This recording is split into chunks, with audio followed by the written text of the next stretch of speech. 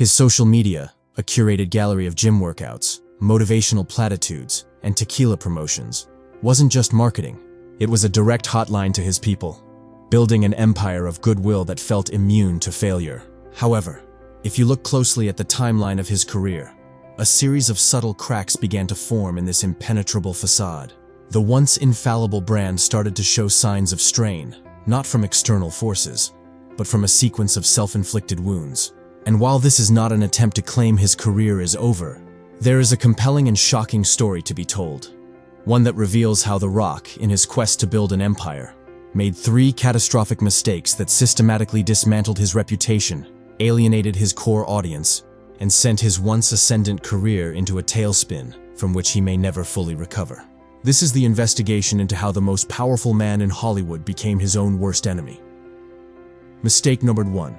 The betrayal of the Black Adam gamble. The first and most public of these mistakes was the colossal, ego-driven miscalculation of Black Adam. For years, The Rock had spoken about the project not as just another superhero movie, but as a personal crusade, a passion project that would change the hierarchy of power in the DC universe. He wasn't just starring in it, he was its prophet, its architect, and its undisputed king. His marketing campaign was a masterclass in brand synergy, framing the film as a gift to the fans, a long overdue coronation for a character he claimed the world was demanding. He positioned himself as the savior of the floundering DC extended universe, the only force powerful enough to challenge and even dethrone Superman. The hype was entirely of his own making, a towering monument to his own ambition. The problem with building a monument is that when it crumbles, the collapse is spectacular. When Black Adam was released in October 2022, it was met not with the seismic cultural shift he had promised, but with a resounding thud of mediocrity. Critics panned it as a generic, bloated, and humorless spectacle. More damningly, its box office performance was a catastrophic failure relative to its immense cost and even more immense marketing blitz. It barely scraped a profit, a devastating result for a film that was meant to launch a new cinematic universe. The Rock's response to this failure was where the first crack in the brand appeared. Instead of a graceful acknowledgement of the film's reception, he doubled down. He publicly celebrated a meaningless milestone of the film passing a certain box office number, a move that was widely seen as desperate and out of touch. He engaged in a very public, very messy war of words with DC executives, attempting to shift the blame for the film's failure onto the studio and positioning himself as the righteous warrior fighting a broken system. This was a fatal misstep. The Rock's entire brand was built on winning, positivity, and being a unifying force. By throwing a public tantrum and refusing to accept any responsibility for a project he had so thoroughly owned, he shattered the illusion. He was no longer the gracious winner. He was a sore loser. The carefully crafted image of the humble, hard-working giant began to curdle into one of a hubristic mogul who could not tolerate a loss. The public saw a man whose ego could not fit inside a multiplex. The hierarchy of power did not change in the DC universe. It changed in Hollywood's perception of Dwayne Johnson. He was no longer an infallible box office god. He was a risk. This very public failure and his petulant reaction laid the groundwork for the second, even more damaging mistake, one that would prove he had learned nothing from the first. The fallout was immediate. The planned sequel and spin-offs were shelved indefinitely. The much-hyped showdown with Superman was handed to another actor. The Rock's grand plan to become the DC Universe's keystone had not just failed, it had backfired spectacularly, leaving his future in the superhero genre in ruins and his reputation for box office invincibility in tatters. But as damaging as this public failure was, it was merely the surface-level symptom of a deeper, more insidious problem festering within his business model. A problem that was about to ignite the second, and far more personal, firestorm of his career. The failure of Black Adam left The Rock's brand wounded, but not yet broken. The public could perhaps forgive one misstep, even a spectacularly hubristic one, from their favorite action hero. But the scent of vulnerability was in the air, and the next crisis would strike at the very heart of his brand's foundation, the carefully cultivated image of the people's champion. While the embers of the DC debacle still smoldered, a new fire was igniting, one that would reveal the second, and far more damaging, mistake, the poisoning of his own well. For over a decade, The Rock's social media presence had been his superpower. While other celebrities posted curated glimpses of their luxurious lives, he built a digital empire on relatability and direct engagement. His Instagram was a relentless engine of motivation. The 4 a.m. workouts, the Iron Paradise gym sessions, the tequila shots with construction workers. He wasn't just a movie star. He was your most disciplined friend, your hype man, the living embodiment of the hardest worker in the room philosophy. This wasn't just content. It was a covenant with his audience. The promise was simple. Follow me, and I'll show you how to win. But behind the scenes of this perfectly framed motivational machine, a different story was beginning to leak out. The first cracks appeared not in the comments section, but in the trade publications. Reports surfaced of staggering demands for his productions. A $7 production fee that ran into the millions, even for projects where his company's creative input was minimal.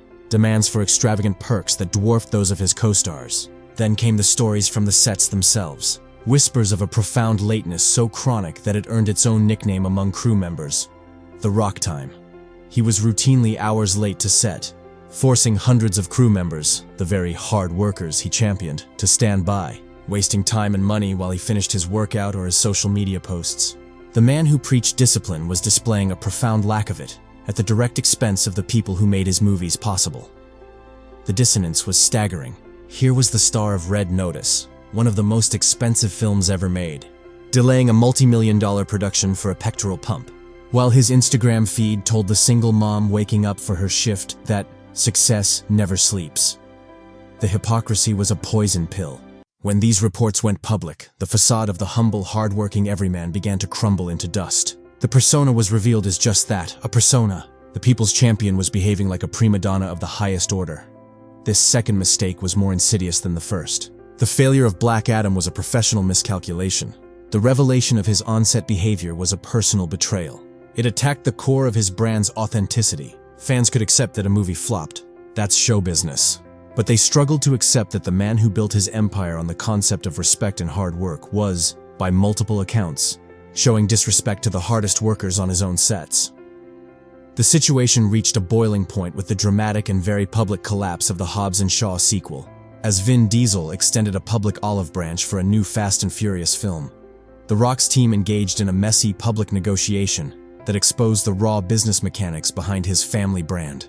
The demands were reported to be so exorbitant, including a requirement that the production shoot around his schedule for other, potentially more lucrative projects, and a demand for substantial creative control, that it ultimately sank the project. The narrative was no longer about a passionate artist fighting for his vision, as it had been with Black Adam. It was about a businessman whose demands had become unsustainable. This poisoning of the well had a tangible financial impact. Studio executives, once eager to greenlight anything with his name on it, began to see the Rock formula as a potential liability. The combination of his massive upfront salary, his production fees, and the reported on-set delays meant the budgets for his films were ballooning to unsustainable levels. In a post-pandemic Hollywood where streaming profits were uncertain and theatrical margins were thinner than ever, The Rock was no longer a safe bet. He was becoming an expensive problem. The golden goose was killing itself. The very work ethic he had sold as his brand's cornerstone was now being exposed as its greatest vulnerability. The second mistake revealed a fatal flaw. In building his empire of positivity, he had failed to realize that the foundation was cracking under the weight of his own ego and entitlement. The audience's trust, once his most valuable asset, was now severely damaged. And as the walls closed in, The Rock was about to make his third and most unforgivable mistake. One that wouldn't just damage his brand, but would permanently shatter the myth of Dwayne Johnson, the good guy. The third mistake struck with the subtlety of a people's elbow to the face. It wasn't a box office failure or a behind-the-scenes scandal, but something far more devastating in the modern age. A betrayal of the social contract he had written with his fans. As the walls closed in from the first two catastrophes, The Rock made his final, unforgivable error: the abandonment of authenticity. For years, his social media had been a perfectly calibrated instrument of engagement. Every post, from the gym selfies to the father-daughter moments, felt like a genuine glimpse into the life of a man who'd made it, but never forgot where he came from. But as 2023 unfolded, a noticeable shift occurred. The content became increasingly corporate, less about connection and more about transaction. The tequila brand, the energy drink, the clothing line, what once felt like organic extensions of his personality now felt like the entire point of the exercise. The hardest worker in the room was increasingly looking like the hardest seller in the feed. The breaking point came with the launch of his disastrous Project Rock UFC collection. Priced at a staggering $90 for a t-shirt and $450 for a hoodie, the collection was immediately met with a firestorm of criticism from the very blue-collar fans he'd spent years cultivating.